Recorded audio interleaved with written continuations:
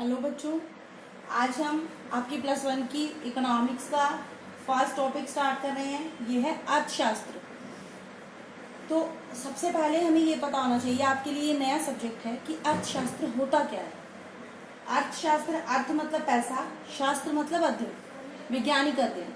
तो इसमें हम क्या करते हैं, पैसे से संबंधित जितनी भी क्रियाएं होती हैं उन सभी क्रियाओं का अध्ययन करते हैं। तो इसमें हम मेन क्या क्यों अध्ययन करते हैं, हम अर्थशास्त्र में क्या अध्ययन करते हैं। देखो बेटा, हमारे पास जो साधन है वो क्या है, होते हैं सीमित, कम होते हैं। पैसा है या कोई भी साधन है हमारे पास सीमित होता है, और हमारी आवश्यकताएं क्या होती हैं, असीमित। आवश्यकताएं होती हैं हमारी असीमित। तो साधन है सीमित, आवश्यकताएं असीमित। तो इसलिए हमें चुनाव करना होता है कि हम अपने सीमित साधनों से अपनी कौन कौन सी आवश्यकताएं पूरी करें। तो यही हमारी समस्या होती है, आर्थिक समस्या भी है ये, चुनाव की समस्या। तो अर्थशास्त्र में हम क्या करते हैं, हम अपने सीमित साधनों के प्रयोग संबंधी अध्ययन करते हैं कि हम अपने सीमित साधनों का किस तरीके से प्रयोग करें कि हम अपनी आवश्यकताएं पूरी कर सकें। इसका एक बहुत अच्छा उदाहरण है बेटा, आप लोग, आपकी फैमिली में, आपके घर में 1 या 2 व्यक्ति होंगे कमाने वाले।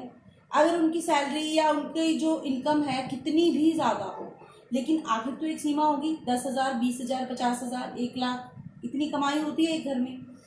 तो क्या आपकी इस असीमित आय से आप अपनी सभी इच्छाएं पूरी कर सकते हो। इच्छाएं तो बहुत सारी होती हैं, एक व्यक्ति की आवश्यकताएं बहुत सारी होती हैं। आपको नए कपड़े चाहिए, जूते चाहिए, बुक्स चाहिए, नया बैग चाहिए, आपको बाइक चाहिए, गाड़ी चाहिए, नया घर चाहिए, घूमने जाना है आपको, या कुछ खाने पीने की वस्तुएं, बहुत सी आवश्यकताएं हैं। तो क्या आप उस सीमित आय से अपनी सारी इच्छाएं पूरी कर सकते हो? नहीं।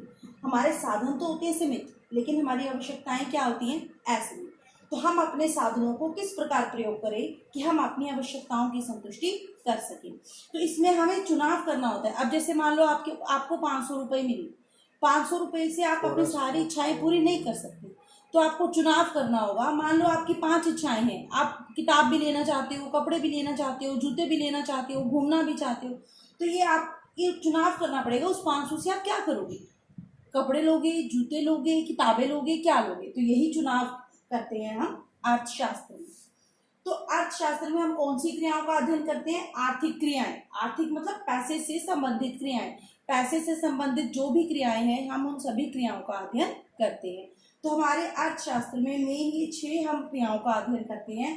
पहला है मेन, ये 6 मेन टर्म्स होती हैं जिनका हम अध्ययन करते हैं। तो पहला है उपभोक्ता। उपभोक्ता होता है वस्तुओं को इस्तेमाल करने वाला, ठीक है। जैसे कि किताब है, आप उस किताब से पढ़ रहे हो, आप उस किताब को इस्तेमाल कर रहे हो, तो आप हो उपभोक्ता। अभी आप फोन का इस्तेमाल कर रहे हो ये वीडियो देखने के लिए, तो आप क्या हो, उपभोक्ता। अगर आप खाना खा रहे हो तो भी आप क्या हो, उपभोक्ता।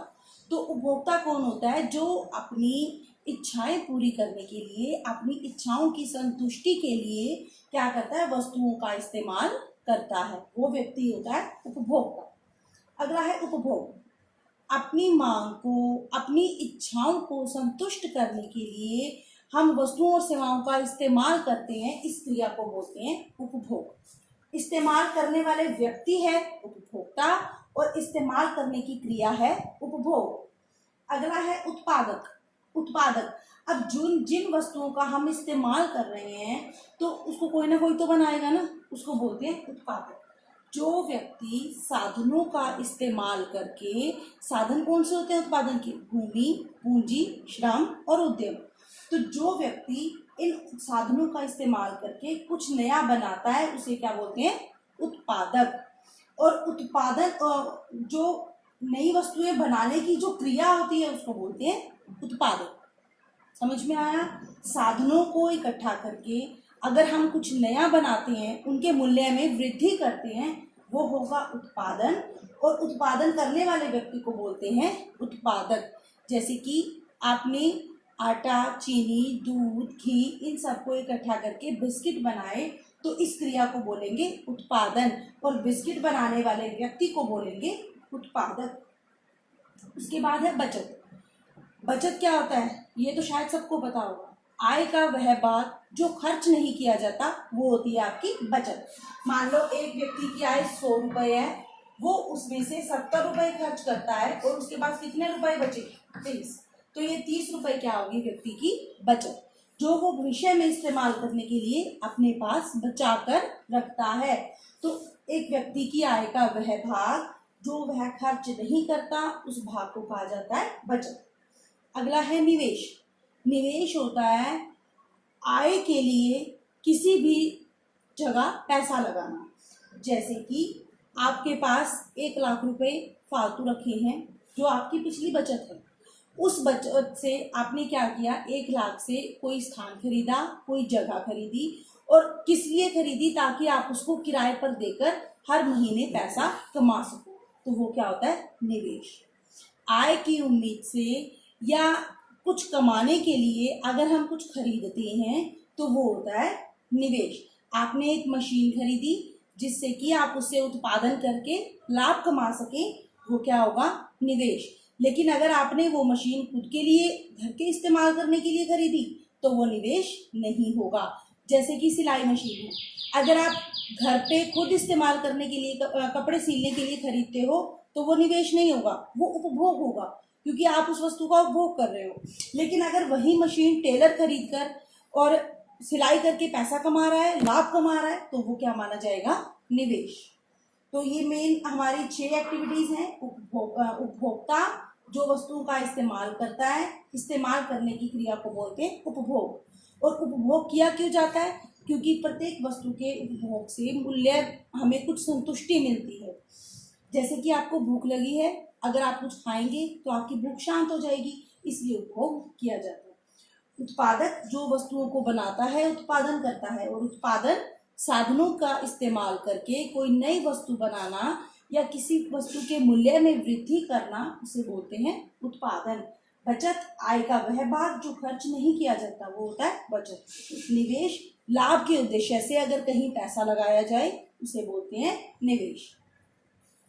आगे है बेटा आर्थिक समस्या। आर्थिक समस्या क्या है? ये मैं आपको पहले ही एक्सप्लेन कर चुकी हूँ, क्योंकि अर्थशास्त्र में हम करते ही क्या है? आर्थिक समस्या की गणना ही करते हैं। तो आर्थिक समस्या क्या है? हमारे पास साधन सीमित हैं और आवश्यकताएं असीमित हैं, तो हमें चुनाव करना पड़ता है। जैसे कि मान लो सरकार है, देश की सरकार के पास पैसा सीमित होता है, साधन सीमित होते हैं, और आवश्यकताएं तो बहुत हैं। गरीबी की समस्या है, उसको दूर करना है, निर्धनता या बेरोजगारी की समस्या है, उसे दूर करना है, शिक्षा पर पैसा लगाना है, स्वास्थ्य पर पैसा लगाना है, सड़कों पर पैसा लगाना है। तो आवश्यकताएं तो बहुत सारी हैं, लेकिन हमारे पास सरकार के पास पैसा तो सीमित है। तो वो चुनाव करती है कि किस पर कितना पैसा लगाया जाए, कि पैसा जो है, सीमित साधन जो हमारा पैसा है, उसको किस प्रकार लगाया जाए कि हमारी असीमित आवश्यकताएं पूरी हो सके, हम उनको ज़्यादा से ज़्यादा संतुष्ट करें। चुनाव इस प्रकार किया जाता है कि हमें अधिकतम संतुष्टि मिले। Thank you.